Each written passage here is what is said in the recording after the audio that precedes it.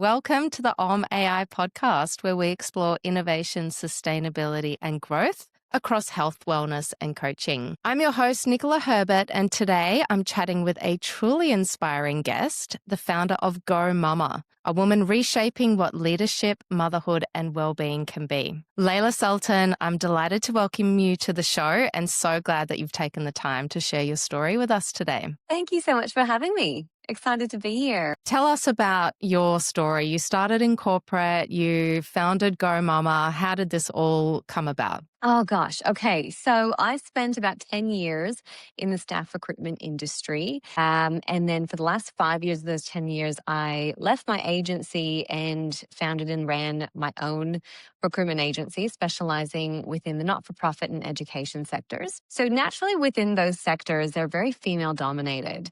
And I made a lot of money off recruiting maternity leave replacements and then also recruiting those replacements when the woman didn't return back to her role or she returned into her role and left within a year. And I noticed a trend over the last decade, and it's really happened over the last 20 years, I would say, is this cultural shift in motherhood. So what's happened is mothers are having children later and later in life. And there's a lot of different reasons that go into that. Mainly, we're a lot more career oriented. So we're seeing a lot more female executive representation. We are seeing higher salaries that are being earned for females. And this is groundbreaking. We're really the first generation for mothers to be rising up or females to be rising up in the workforce like this, which is causing a real cultural shift in motherhood.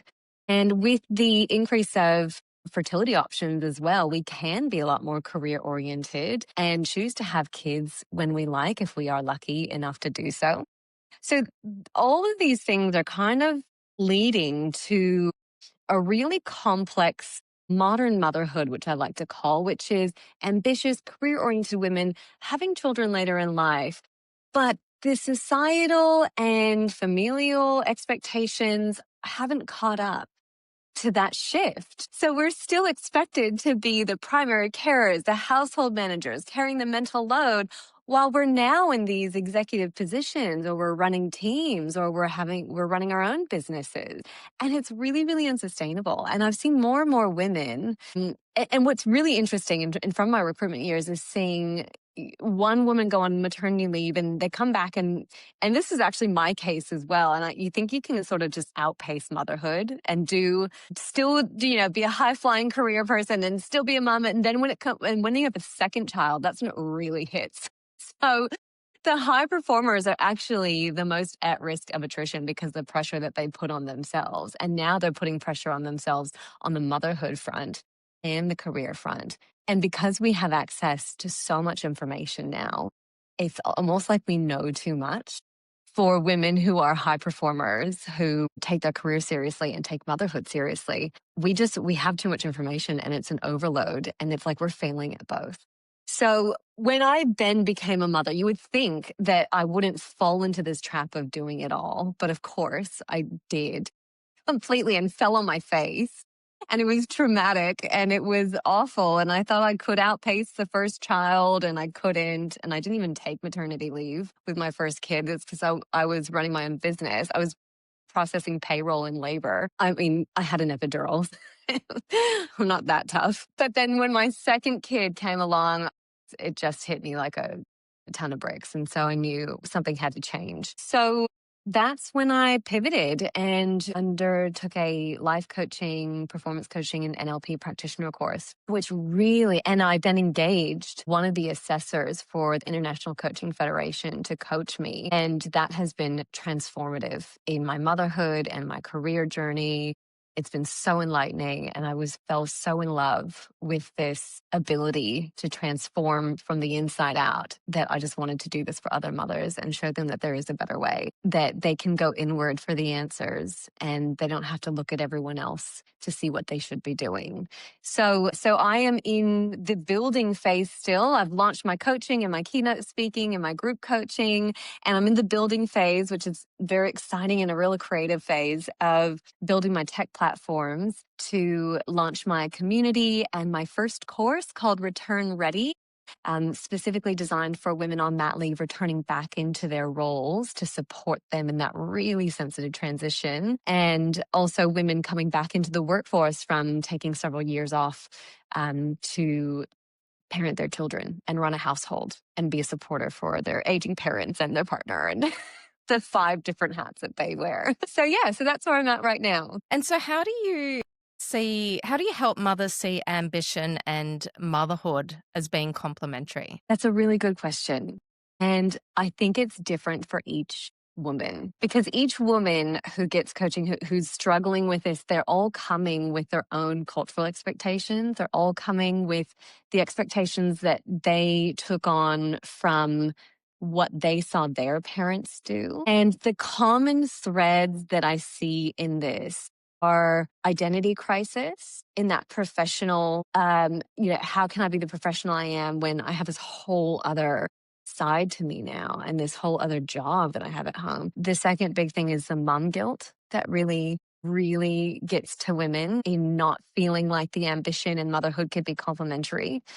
And also the mental load and overwhelm from that. Those are 3 common factors that weigh every one of my clients down who are in this space. And so part of how we rewire their thinking to this is NLP, neuro-linguistic programming tools. And there's a whole range of them, but the way that my coaching is so powerful, it's International Coaching Federation. We use the GROW model. And the way that it's so powerful is I only ask them questions. I'm not there to give them advice. I'm the last person to be giving advice on parenting. Don't give them advice. It's not therapy, right? Like we don't unpack any past traumas or past wounds. We don't go over their own daddy issues, like none of that. It's just asking them questions that they reflect on that helps them unlock their own answers that they have. So I am there as their belief partner. Whatever they want to do, whoever they want to be, however they want to show up at work and at home, and how they want to lead their families and careers, that is bespoke to every person. And I believe that they can absolutely get there. It's about asking them strategic and pointed questions that eliminate the filters that are put on from society and culture and family and their own experiences that are stopping them from getting to that goal and getting to the person that they want to be. So, it's like that old quote where I forgot who it was, but they asked this farmer, how do you get your vegetables in your garden to grow so beautifully? And he said, I don't add anything. I just take away whatever's stopping it from growing. And that's the way that this work really transforms women, because it's different when someone tells you, you need to change, or you need to stop doing this, or you need to do that, than when you come to that own conclusion and go, oh, okay, I need to start doing this. I need to change. That really hits differently. And that is the sustainable change and transformation that comes from this. And how many mothers do you find are preparing to return to their workforce in their previous role and just don't find it fulfilling anymore and feel like they need to make a change and do something completely different?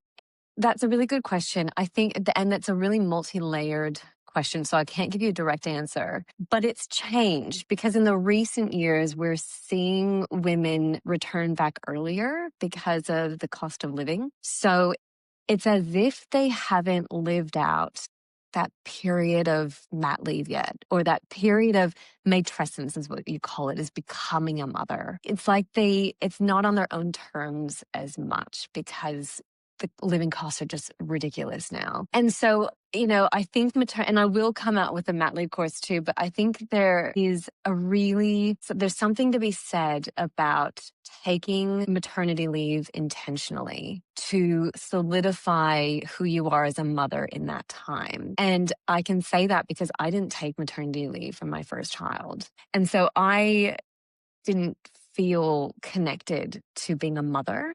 I felt like I had that innate responsibility, but I didn't quite connect to that identity because my business was like my first baby, right? Like that was my first child, was my business, and I'm seeing it grow. And it was in the height of COVID where recruitment just went gangbusters and it was just going nuts. And then I had this baby to look after. So there is my second time around with my little girl, I took the maternity leave and I go, oh, this is my job now. So it didn't hit me the first time around as much. Yeah, so I think that I would say the most women who I've replaced their mat leave covers for come back going a bit confused around, okay, I want to be a professional again, but some days I don't when I see my kid crying at daycare I think confusion is probably the best way I could describe how most of the mothers feel who I've worked with going back to mat leave. But there's a small percentage of women going, oh, thank God I'm back. Now, like I can talk to adults again.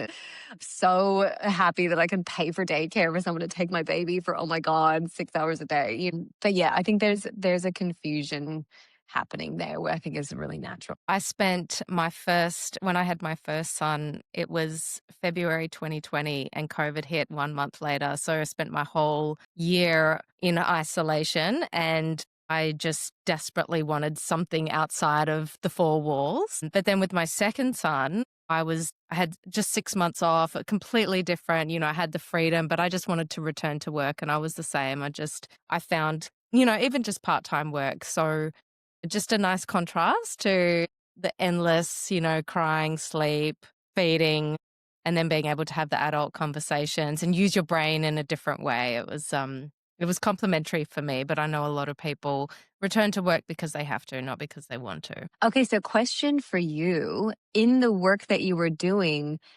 when you returned, were you in a role or still in a role where it was very methodical, routine, predictable, or was it dynamic where you had a diverse set of responsibilities? Every day was a bit different? Yeah, so I started a new role and I was with a remote anyway, because I've always worked in technology. We've been remote for years, and that was a luxury that I know a lot of people don't have. So I could work the hours that I wanted. I've had an amazing boss that was very supportive and just really valued me as part of the team and wanted me to create the role as my own. And yeah, I was very fortunate. I know not many people have that luxury. They've had to return to the office, be away from their child, do the long days, and handing your little one over for 10 hours or whatever it is from the start to the finish of the day can be really hard. And yeah, I was very fortunate. And being able to create, really take ownership of that new role and put your stamp on it is exciting to do. And I ask that question because the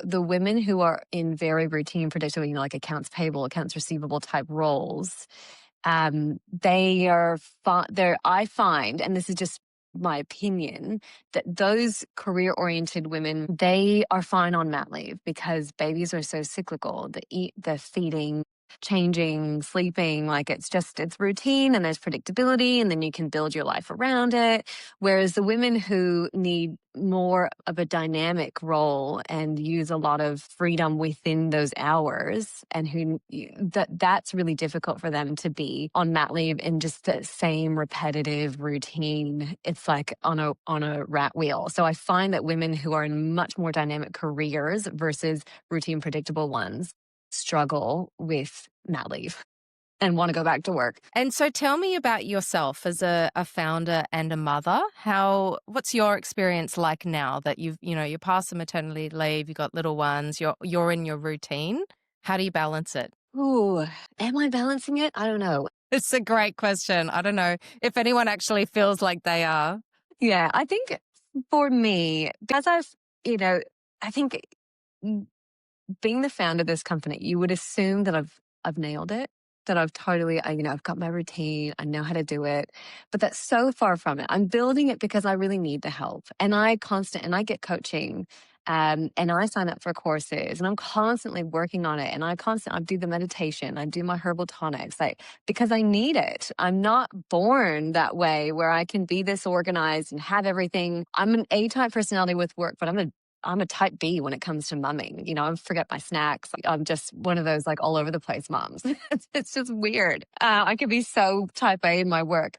So I think the principles that I live by are aligning in my values. And I have the Brene Brown exercise in my course where she has, 100 values listed on a piece of paper, and then you have to circle 10, and then you narrow it down to 5, and then you narrow it down to 2, which is so difficult to do because the values are like family and financial success, or, there's just all these things that you're like, well, that's all me. And so when you narrow it down to 2, and Brene Brown says, if you have 10 values, it just ends up being like a gauzy list of words that really don't add value because, too many is just diluting the pool. So narrowing it down to 2, you can really litmus test all your decision making or any worries or concerns to those. Are they aligned with these 2 values?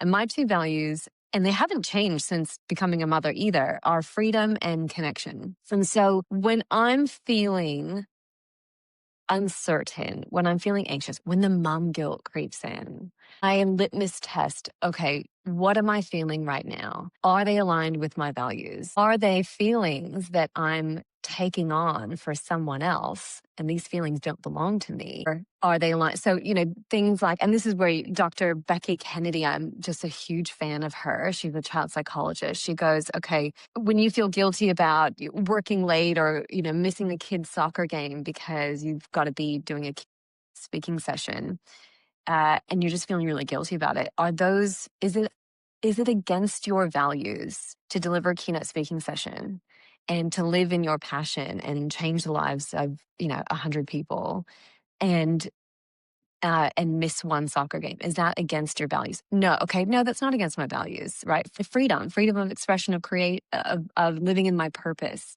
Okay. So whose feelings are those then? If my kid's complaining about it, then I'm probably taking on my kid's feelings, and those feelings don't belong to me. They belong to my child. And I think as little girls, I'm a millennial mom, we grow up being taught to preempt everyone else's needs, to look after everyone else, to take on everyone else's feelings, to take the load, to make sure everyone else is fine, and to put ourselves last. And I think that it's really doing these exercises and these reflective practices to make sure, okay, is this wasted mental energy that I could be funneling into my keynote speaking session, or saving that energy in reserve to then do something fun with my kid afterwards? And go, okay, you know what? You go give me, Ronaldo energy today. I'm going to go kill it on stage today. Let's go. High five. So I think that's kind of how I manage my mom guilt with being a founder and having to jump at opportunities when they come along, and also being present with my kids. And I think there's a lot of, communicating and providing language around it with your children as well. That's a really good reminder. I like that values exercise. So tell me, Mama, the business, if we can look under the hood a little, how long have you been operating, did you say? I registered the business March this year. Okay, so it's fairly new. And how are you going in getting your program in the hands of your ideal customer? Such a good question. So I am going to put a disclaimer out there before I fully answer this and say that I am not an AI expert. I am not even a tech person. I'm a people person. I've been in recruitment, and I've been in, and I'm coaching, right? So, but I realize I happen to be building a business in the boom of AI.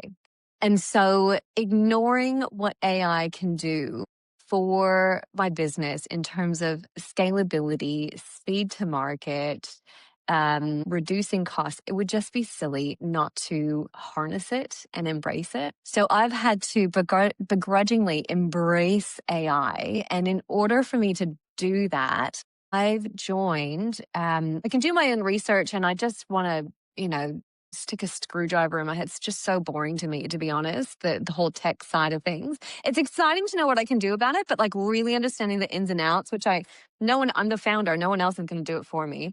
I really need to like deep dive.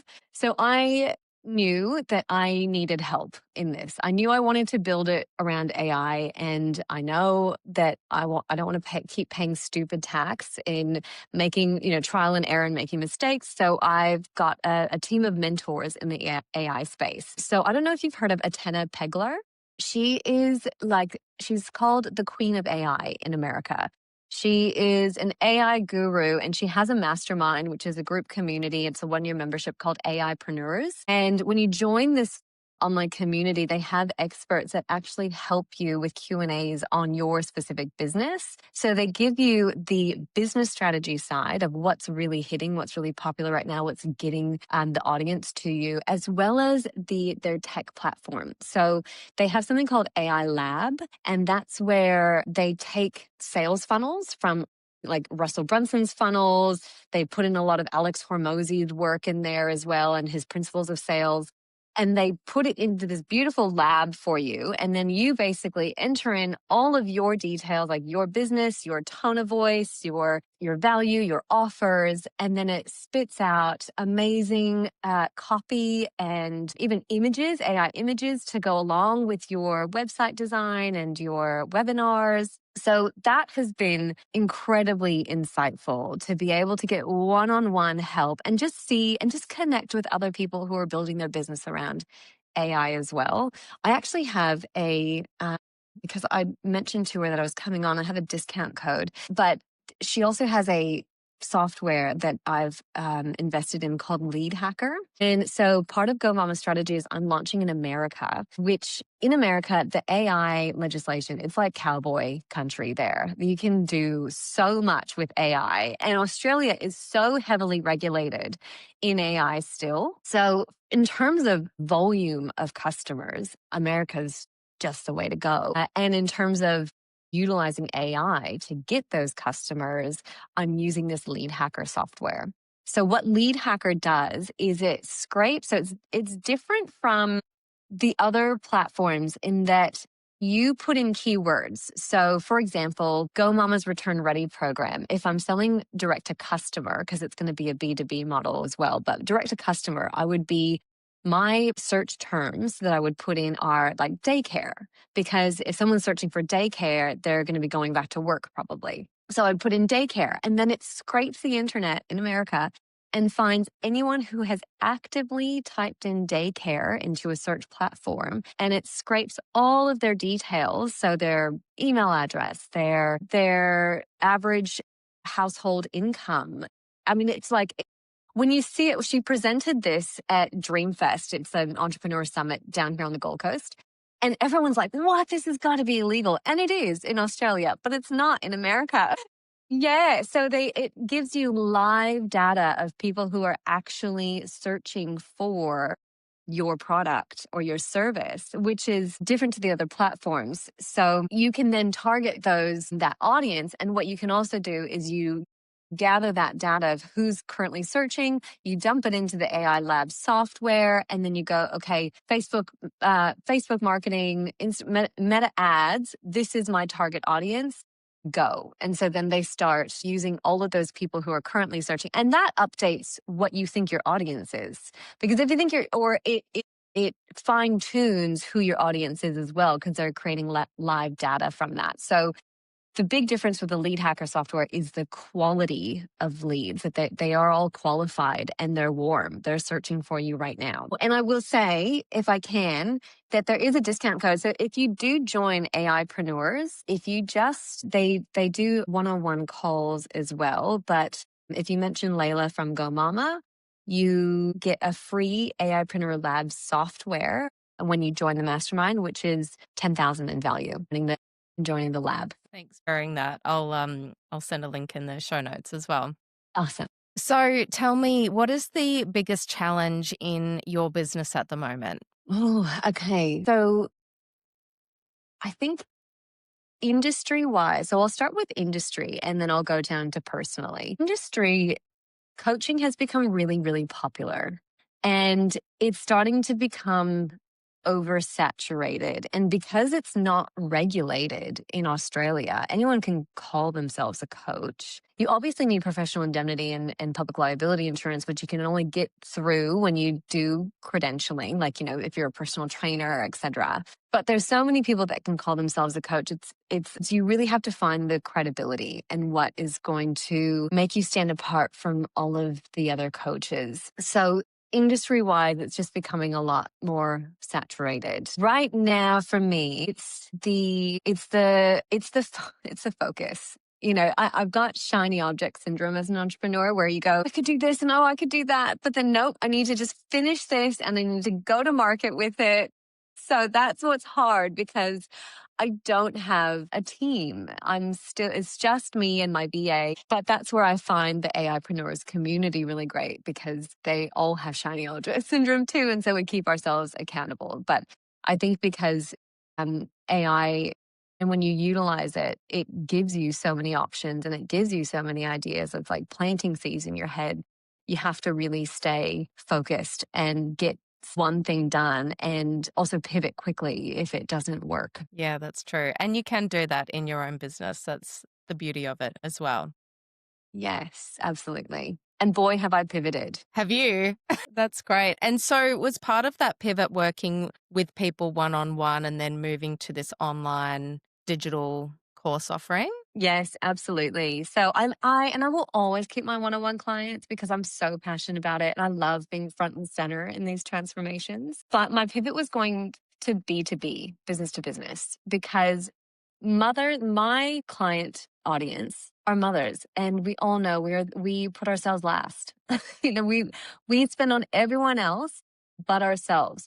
So I'm trying to get mums to invest in themselves, and they're barely making dinner from themselves. They're just eating leftovers from their kids' plates.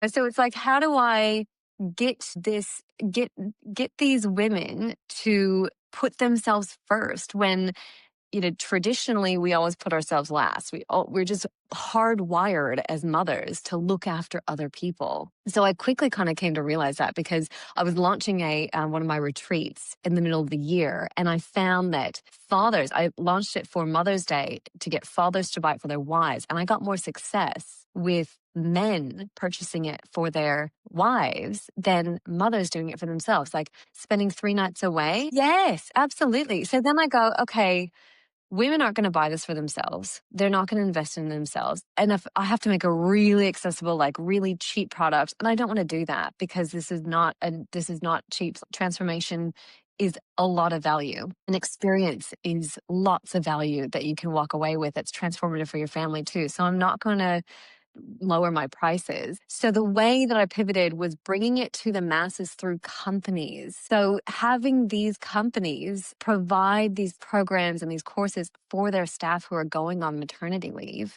And you'll see on my website, I have a mat leave calculator for companies to actually put in the salaries of the women who are going on mat leave. And it calculates how much they are investing in these women in terms of paying out, 12 weeks of mat leave, recruitment costs for recruiting that mat leave cover. It's also the training cost of recruiting that new replacement. And then also the shifts that they do internally on the different teams, and the cost if that woman doesn't come back from mat leave, or if it's early attrition within the first year, particularly in industries that are client focused, where they have their own set of clients, like recruitment industries, real estate agencies, accountancy, like professional services. If that person leaves, so do a whole bunch of clients.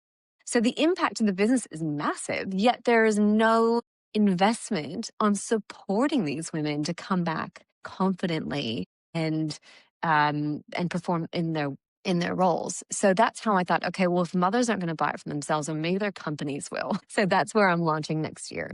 That's really exciting. So what's the 5-year? Okay, so 5-year plan is I want to have, the more I went into this year, I went from like one-on-one coaching to then retreats to then this course and then the community. And then, my God, I need to build this globally because I want to have the platforms to be scalable that way. And I know that they can. So I want to have a global presence across companies with leading organizations and even small organizations as well, where they are looking after their staff. And there's a movement happening that shines a light on this cultural shift that modern mothers are experiencing.